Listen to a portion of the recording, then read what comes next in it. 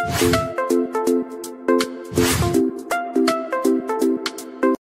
पक्ष सोपा नाही हे आम्ही वारंवार सांगतोय।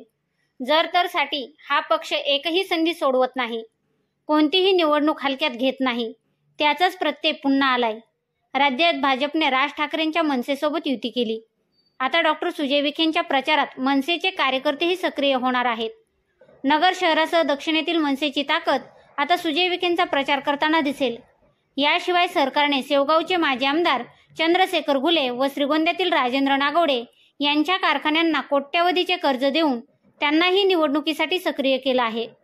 भाजप एकामागून एक फासे टाकत असताना विखे विरोधात चर्चेत असणारे आमदार निलेश लंके मात्र उमेदवारीसाठी चाचपडत असल्याचे चित्र आहे। विखेंना निवडून आणण्यासाठी भाजप नेमके काय करील याच विषयाचा आमचा हा स्पेशल रिपोर्ट। नमस्कार, मी गायत्री आणि आपण पाहत आहात नगरी पंच, नगरी राजकारणाचं निर्भीड आणि सडेतोड विश्लेषण। लोकसभा निवडणुकीसाठी भाजपने 400+ नारा दिलाय। विरोधातील इंडिया आघाडीतील एक पक्ष फुटत असताना भाजपने एक पक्ष सोबत घेण्याचे डाव टाकलेत। मंगळवारी मनसेचे नेते राज ठाकरे यांनी अमित शहांची भेट घेतली। या भेटीनंतर मनसे महायुतीत येणार असल्याचे फिक्स झाले। दुसरीकडे महाराष्ट्रातील साखर उद्योगांसाठी सरकारने 2000 कोटींचे पॅकेज जाहीर केले। त्याचा लाभ अहिल्यानगर जिल्ह्यातील 5 साखर कारखान्यांना झाला।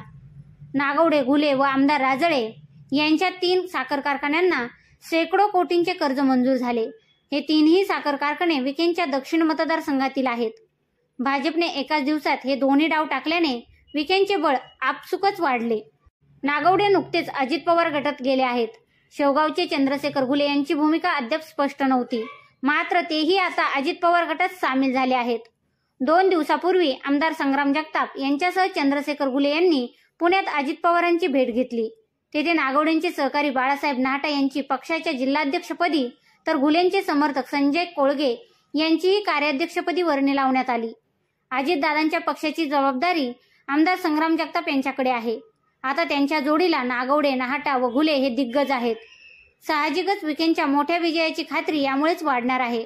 सोबत शेकडो मनसे सैनिकही आता सक्रिय विखेंच्या प्रचारात उतरणार आहेत। महाविकास आघाडीचे उमेदवार जाहीर होण्यापूर्वीच भाजपने एकाच दिवसात केलेली ही खेळी विरोधकांना धडकी भरवणारी आहे। लोकसभा भाजपची निवडणूक रणनीती जबरदस्त आहे। भाजप मतदानापर्यंत अजूनही अनेक डाव टाकणार आहे। शिवाय ही निवडणूक उमेदवार पाहून नाही तर मोदींच्या चेहऱ्यावर होणार आहे। त्यामुळे विखेंना कितीही अंतर्गत विरोध केला तरी भाजप व महायुती स्वतः ही निवडणूक हाती घेणार आहे। हेच आम्ही वारंवार सांगत आलोय व आजही सांगतोय। दक्षिणेतील तालुक्याचे भाजपने केलेले गणित पाहिल्यावर निवडणुकीचा अंदाज येतो। राहुरीत कर्डिले प्लस विखे गट, शेवगाव तालुक्यात राजळे प्लस घुले गट, नगर तालुक्यात जगताप प्लस मनसे प्लस भाजप प्लस विखे गट, श्रीगोंदा तालुक्यात पाचपुते प्लस नागवडे प्लस नाहटा गट, पारनेर तालुक्यात आवटी प्लस झावरे प्लस विखे गट, कर्जत जामखेड तालुक्यात राम शिंदे गट प्लस विखे गट प्लस नाराज रोहित पवार गट, या सगळ्यांना एकसंघ करण्याचे काम भाजपने सुरू केले आहे। जसजशी निवडणूक जवळ येईल तसतसे अजूनही काही मोहरे भाजपच्या गळाला लागतील।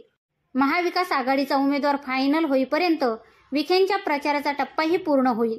शिवाय महायुतीचे सर्व कार्यकर्ते एकसंघ ठेवायला व नाराजांची मनधरणी करायला वेळही मिळेल। विरोधात लंके लढलेच तर त्यांना ही निवडणूक अवघड जाईल का काही करिश्मा होईल? तुम्हाला काय वाटते हे आम्हाला कमेंट करून नक्की कळवा।